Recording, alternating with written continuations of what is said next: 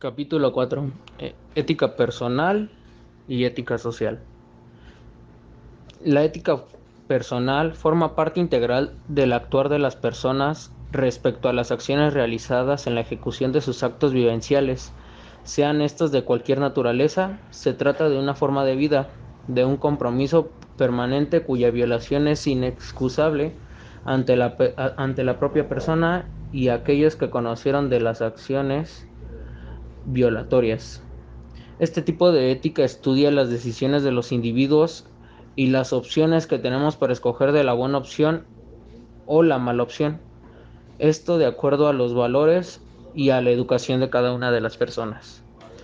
La otra es la ética social, que la ética social estudia las normas y principios morales de la vida colectiva. Constituye el complemento necesario de la ética individual, que considera la responsabilidad del individuo con respecto a los demás y para consigo. La ética social se tiene en conjunción con la ética personal de cada persona que integra la sociedad, es decir, no es moral, ya que la moral es lo que está definido como lo bueno en la sociedad, y la ética social es lo que en realidad en conjunto estamos aceptando como lo bueno y lo que decidimos acatar dentro de la misma, teniendo así las adecuadas consideraciones dentro de la misma para y con los demás. Es decir, son respecto a los demás ante todas las personas o pues terceros. Y el otro tema del capítulo 4 es la ética a nivel internacional. Las relaciones internacionales son relaciones más allá de las fronteras, tal como las define James Dougherty y Robert Graff en su libro, que ese libro estudia los lazos entre los distintos actores del sistema internacional y las instituciones dentro de las que interactúan. Esta disciplina ha incurrido, a lo largo de los años en numerosos debates acerca de los factores decisivos que afectan de la toma de decisiones de los poderosos del mundo, la naturaleza del sistema y de los actores, y de qué manera se enfrentan los distintos fenómenos globales. Las escuelas dominantes a mediados del siglo XX solían guiarse por prácticas y metodologías positivas de análisis que indicaban que el conocimiento derivaba únicamente del análisis de los hechos reales verificados para la experiencia. Los estados de la conciencia moral. Conciencia se define como el reconocimiento de los procesos mentales, como tomar decisiones, recordar, soñar despiertos, concentrarse, reflexionar, dormir y soñar. Los psicólogos dividen la conciencia en distintas áreas. Una de ellas es la conciencia que vigila, que comprende todos los pensamientos, sentimientos y percepciones que suceden cuando estamos despiertos. Aun cuando estamos alertas y despiertos, no estamos conscientes de muchos aspectos. La evolución nos ha dotado de la habilidad de estar conscientes solamente de las cosas importantes. Soñar despierto y fantasear es lo que algunos psicólogos dicen que no tiene ningún provecho de estos tipos de estado. Otros dicen que estimula la creatividad. Por ejemplo, un artista debe de fantasear para hacer sus obras. Ley de la conciencia moral. Lo característico de la conciencia moral es la autoridad incondicionada que se presenta como legislador y juez. Como legisladora ordena sin tener en cuenta el acuerdo o la repulsa del individuo. Como juez pronuncia su sentencia al margen de los esfuerzos de autojustificación y autoimposición del hombre. Esto sí quiere decir que la conciencia evalúa independientemente de nuestras opiniones. Si la acción que realiza una persona es incompatible con los principios éticos fundamentales, entonces la conciencia la desaprueba, esto sin tener en cuenta los motivos que la provocaron.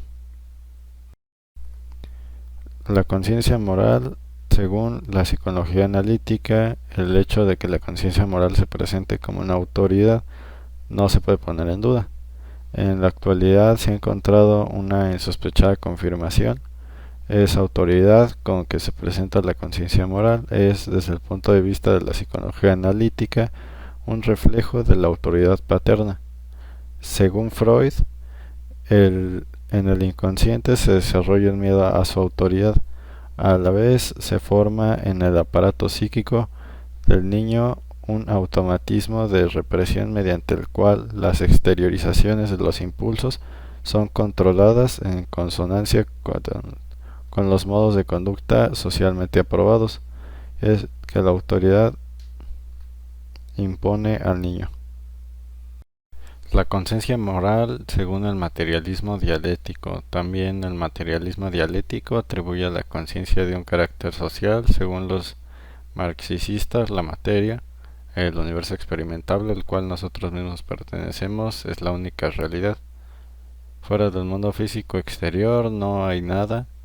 La materia es lo primario y el espíritu, la conciencia, son resultado de una larga evolución. El materialismo dialéctico sostiene que no es la conciencia del hombre lo que determina su ser, sino al revés. Su ser social es lo que determina su conciencia, y que su ser social viene determinado a fin de cuentas por las formas de producción de la vida material. El juicio de conciencia. La conciencia moral se apoya en la institución racional, pero se manifiesta como juicio. El hombre la experimenta de modo inmediato en el juicio de aprobación o censura de sus propias acciones, sobre cuya bondad o maldad, justicia o injusticia le informa. El juicio de conciencia no es infalible. Si el juicio de conciencia fuera infalible no habría problema, pero desgraciadamente es un hecho que la conciencia, a diferencia de la sinderesis, hábito de los primeros principios, puede equivocarse. La observación es trivial y la realidad a veces es trágica. La conciencia profesional no se trata en rigor de una especie nueva de conciencia moral, sino de un aspecto de ella. En cuanto aplicada a un objeto determinado, o sea, a la actividad profesional, en la cual se da, como en toda actividad humana, la subordinación a la orden moral. El remordimiento de conciencia. El remordimiento de conciencia es la exteriorización de la conciencia que condena. La conciencia se manifiesta normalmente aprobando o censurando la acción consumada, y esta condena cuando la acción es materializada en desacuerdo con la dignidad humana. Con esto no se quiere decir que el delincuente sea atormentado por la conciencia y perseguido por la angustia como por furias. También el hombre puede, sin lugar a duda, acallar y enmudecer a su conciencia. El remordimiento es la manifestación de la conciencia que más espontáneamente experimenta el individuo. Algunos dichos sobre la conciencia. Ya que hay infinidades de dichos en el refranero y en la literatura de los pueblos sobre la conciencia, pondré algunos en modo de ejemplo. Mientras la conciencia no te reproche nada malo, que el comentario del otro te tenga sin cuidado. La conciencia es un destello de la pureza del estado primitivo del hombre. Mi conciencia tiene más peso para mí que la opinión de todo el mundo. De gran peso es el testimonio que la conciencia forma acerca del vicio y de la virtud. Si lo suprimís, nada permanece. La buena conciencia sirve de almohada. De todos estos dichos se deduce que la conciencia moral es la responsabilidad que tiene el hombre frente al bien y el mal. Lo que sanciona la acción como juez es un abogado interno que todos tenemos. Su misión principal es medir o valorar el estado o grado de compatibilidad existente entre nuestras acciones y los valores morales que tenemos. La ética aplicada. Las teorías o reflexiones que la ética construye en torno al mundo moral repercuten en una serie de problemáticas específicas que vive el hombre contemporáneo, dando lugar así a una ética aplicada. Los problemas de la violencia, el aborto, la eutanasia, la clonación, la pena de muerte, la corrupción moral y la política, la prostitución, la delincuencia, la contaminación ambiental, la discriminación en todas formas, la situación de la mujer en la sociedad, la sexualidad y otras tantas cuestiones que plantea el mundo actual pueden ser examinadas y discutidas a la luz de nuestra disciplina. La crisis de nuestra época. ¿Cuántas veces no hemos escuchado hablar de que vivimos en una época crítica que conlleva un derrumbe o deterioro de valores y actitudes? ¿Cuántas veces no hemos escuchado el estribillo de nuestros padres o abuelos acerca de que los tiempos pasados fueron mejores? Que hubo mucho tiempo dorado en el que han soñado, recreado muchos filósofos de la historia, en el que todo parecía mejor porque el ser humano no estaba contaminado por tanta maldad. A pesar de que mantienen su importancia ciertos valores como el bien, la verdad, la belleza y la justicia, van surgiendo otras formas de valoración o estimación que contrastan con los tiempos pasados. Hay que advertir que muchos de estos cambios que experimenta la sociedad son lentos o graduales. Dentro de su mismo seno convienen lo viejo con lo nuevo, originando una simbiosis de valores y hasta una lucha o enfrentamiento de estos en el fenómeno denominado la brecha generacional. El papel de los jóvenes en la protesta juvenil. El rol desempeñado por los jóvenes ha suscitado controversias en padres de familia, psicólogos y educadores. Es clásica la imagen del rebelde sin causa que el actor James Dean personificó en una célebre película. ¿Por qué se rebela el joven? ¿Qué es lo que reclama? ¿Cuáles son las fuentes de sus inconformidades? ¿Es la rebelión juvenil un drama puramente irracional, anárquico o oscurantista?